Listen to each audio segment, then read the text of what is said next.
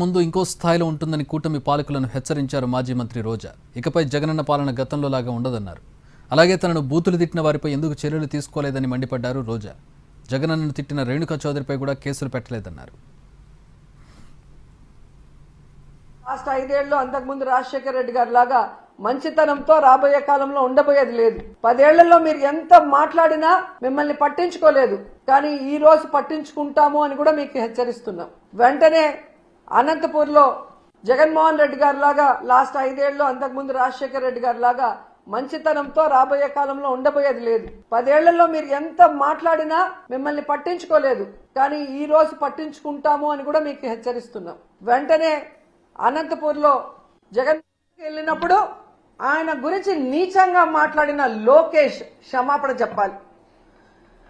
అలాగే భారతమ్మ విజయమ్మ గురించి నిన్న ఎంత ఘోరంగా మాట్లాడారో మీరు చూశారు. అనిత గారు, ఆవిడ క్షమాపణ చెప్పాలి. అలాగే నన్ను బండారు సత్యనారాయణ ద్వారా ఎంత దారుణంగా ఎంత బూతులతో మాట్లాడించారో దానికి బండారు సత్యనారాయణ మాట్లాడించిన చంద్రబాబు నాయుడు, లోకేష్ క్షమాపణ చెప్పాలి.